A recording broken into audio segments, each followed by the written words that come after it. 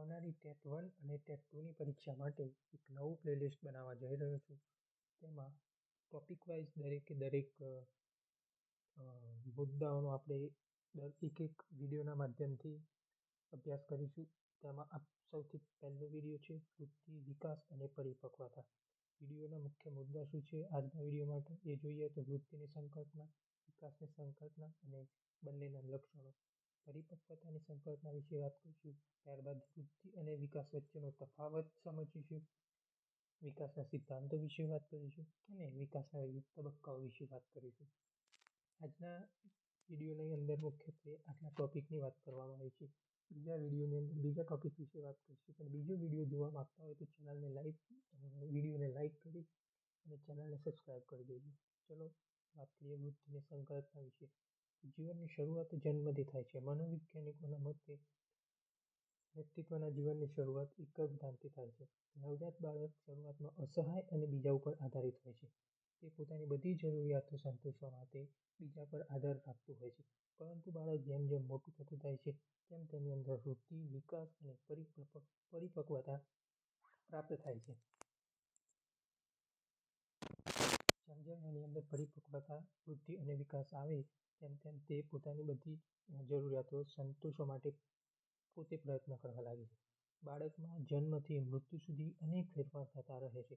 બાળકમાં થતા ફેરફારો માટે બે શબ્દો વપરાય છે, વૃદ્ધિ અને વિકાસ. સામાન્ય વ્યવહારમાં બંને એકબીજાના પર્યાયરૂપ વપરાય છે, પરંતુ મનોવૈજ્ઞાનિકોની દ્રષ્ટિએ બંનેમાં સૂક્ષ્મ ભેદ છે. ચાલો વૃદ્ધિની વ્યાખ્યા વિશે વાત કરીએ. વૃદ્ધિ એટલે સજીવના શુષ્ક વજનમાં થતા વધારો કે કોષમાં અપરિવર્તનીય ફેરફાર સૂચવે છે. તેનાથી અંગ અને સજીવના આકાર કદમાં વધારો થાય છે. તે કોષમાં થતી ચયાપચયની પ્રક્રિયાનું ચોખ્ખું પરિણામ છે. વૃદ્ધિની વ્યાખ્યા આપતા ક્રો એન્ડ ક્રુશુ જણાવે છે કે વૃદ્ધિ એટલે શરીરના કદ, આકાર અને બંધારણમાં થતો ફેરફાર. ત્યારબાદ વાત કરીએ ફ્રેન્ડ વિશે. તો ફ્રેન્ડ વૃદ્ધિની વ્યાખ્યા આપતા જણાવે છે કે વૃદ્ધિને શારીરિક પરિવર્તનમાં જોઈ શકાય છે. તેથી વૃદ્ધિ એટલે કોષીય ગુણાકાર. પછી ગેલેસ નામના મનોવૈજ્ઞાનિક કહે છે કે વૃદ્ધિ એ વાતાવરણની નહીં પરંતુ સજીવની અંદર થતી પોતાની ક્રિયાઓનું પરિણામ છે. પછી એસ ચૌહાણ કહે છે કે વૃદ્ધિ એ ઊંચાઈ, કદ અને વજન જેવા શારીરિક પરિણામોમાં વધારાનું સૂચન કરે છે અને સામાન્ય રીતે તેનું ક્ષેત્ર માપન યોગ્ય પરિવર્તનો પૂરતું મર્યાદિત નથી. વાત કરીએ વૃદ્ધિના લક્ષણો વિશે. વૃદ્ધિનો અર્થ વધવું એવો થાય. શરીરના અંગ કે અવયવમાં કુદરતી વધારો થાય છે. સામાન્ય રીતે વૃદ્ધિ એ ફેરફાર સૂચવે છે. વૃદ્ધિની અંદર માત્ર શારીરિક પરિવર્તન થાય છે. શરીરના કદ, આકાર, ઊંચાઈ, વજનની અંદર જે ફેરફાર થાય છે વૃદ્ધિ સાંખ્યિક ફેરફાર સૂચવે છે. વૃદ્ધિ સહજ પ્રક્રિયા છે. ચોક્કસ મર્યાદા આવી ગયા પછી વૃદ્ધિ અટકી જાય છે. એટલે કે માનવી પુખ્ત વય થાય ત્યારે ત્યાં સુધી જ વૃદ્ધિની પ્રક્રિયા ચાલે છે, ત્યારબાદ અટકી જાય છે. વૃદ્ધિ માપન કરવા માટે ભૌતિક માપ પદ્ધતિનો ઉપયોગ થાય છે. જોઈ શકાય તેવા શરીરમાં થતા ફેરફાર એટલે વૃદ્ધિ. વૃદ્ધિ અને વિકાસ. વૃદ્ધિ એ વિકાસનો જ ભાગ છે. વૃદ્ધિની સંકલ્પના વિશે વાત કરીએ વિકાસની સંકલ્પના વિશે વાત કરીએ તો ઉંમર વધવાની સાથે આપણા શરીરમાં થતા પ્રગતિશીલ ફેરફારને વિકાસ કહે છે. જે કંઈ જીવંત છે તે વિકસે છે. તેનું પ્રત્યક્ષ કે પરોક્ષ ધ્યેય વિકાસ જ છે. શિક્ષકને બાળકના સર્વાંગી વિકાસ સાથે સીધો સંબંધ છે. બાળકના વિકાસની સામાન્ય જાણ્યા પછી જ તે શિક્ષકના ધ્યેયો અને કાર્યક્રમો અસરકારક રીતે ઘડી શકે છે. વિકાસની પ્રક્રિયાથી વૃદ્ધિ કરતાં જટિલ છે. વિકાસની પ્રક્રિયા જે છે વૃદ્ધિ કરતાં જટિલ છે. વૃદ્ધિને પરિણામે પ્રાપ્ત થતું સામર્થ્ય એટલે વિકાસ. દાખલા તરીકે સ્નાયુઓની વૃદ્ધિ બાદ બ્રેક મારતા શીખવું. હર્લોકના મતે વિકાસ એક ગુણાત્મક ફેરફાર છે. વિકાસની વ્યાખ્યા વિશે વાત કરીએ તો સ્કિનરના મત મુજબ વિકાસ એક ક્રમિક અને નિરંતર ચાલતી પ્રક્રિયા છે. હર્લોકના મત મુજબ વિકાસ વૃદ્ધિ પૂરતો મર્યાદિત નથી. તેને બદલે પરિપક્વતાના લક્ષ્ય તરફ દોરી જતી પ્રગતિશીલ પરિવર્તનોની શૃંખલા છે.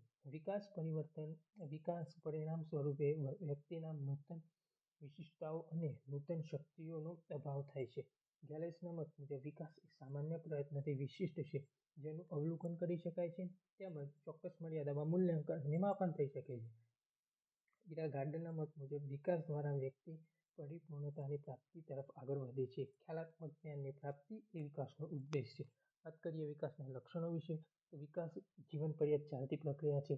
વિકાસ પર વારસો અને વાતાવરણ અસર કરે છે. વ્યક્તિના વર્તનના આધારે વિકાસ વિશે જાણી શકાય છે. વિકાસની પ્રક્રિયા તબક્કાવાર થાય છે. વિકાસ સીધી અસર બાળકની ક્રિયા કે પ્રવૃત્તિ પર થાય છે. વિકાસ શારીરિક ઉપરાંત માનસિક પાસા સાથે સંબંધ ધરાવે છે. વિકાસ એ બુદ્ધિ કરતાં જટિલ છે. વિકાસ પર શિક્ષણની તાલીમની અસર પડે છે. વિકાસ ગુણાત્મક ફેરફાર છે. વાત કરીએ પરિપક્વતા વિશે, તો વૃદ્ધિ અને વિકાસની મહત્તમ કક્ષા એટલે પરિપક્વતા. પરિપક્વતાને કારણે જ વિકાસ બાળકમાં વિવિધ પ્રકારના વરદાનો શીખવામાં તત્પરતા આવે છે. ગર્ભાધાનથી જ ક્રમશઃ બાળકમાં વૃદ્ધિ ક્રમશઃ પુખ્ત વય ચરમસીમાએ પહોંચે છે. કોઈપણ પ્રકારની તાલીમ કે અનુભવથી નિષ્પક્ષપણે થતી વિકાસની ઘટનાને પરિપક્વતા કહે છે. દાખલા તરીકે સોનાને પ્રમાણસર ગરમ કર્યા પછી જ યોગ્ય ઘાત આપે છે. તેવી જ રીતે બાળકમાં પરિપક્વતાના લક્ષણો દેખાવા લાગે ત્યારે તેને તાલીમ આપવામાં આવે તો ચોક્કસપણે તેની શીખવાની ક્રિયા ઝડપી બને છે. વૃદ્ધિ અને વિકાસ વચ્ચેનો તફાવત, તો વૃદ્ધિ ટાઈપિંગ મિસ્ટેક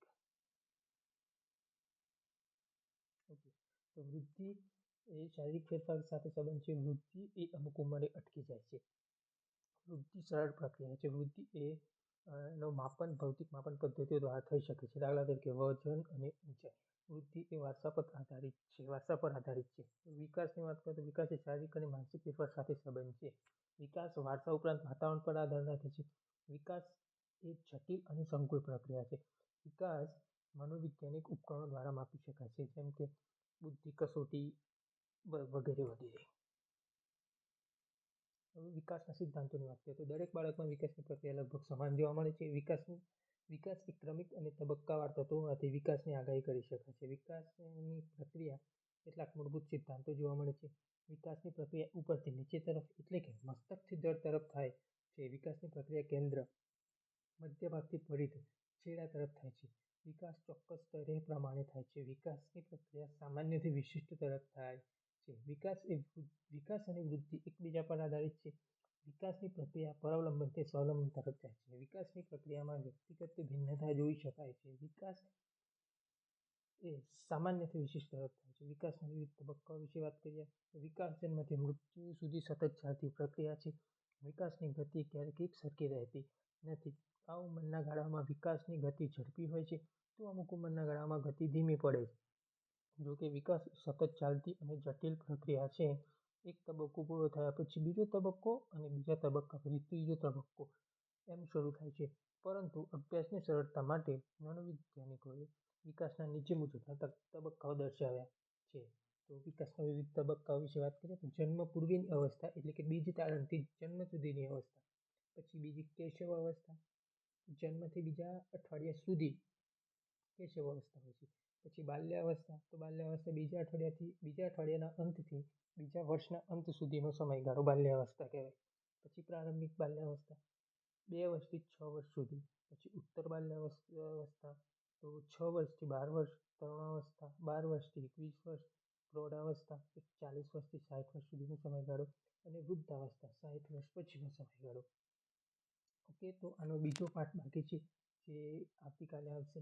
અને ટોપિક વાઇઝ બધા જ વિડીયો છે એ એક દરરોજ આવશે. ઓકે.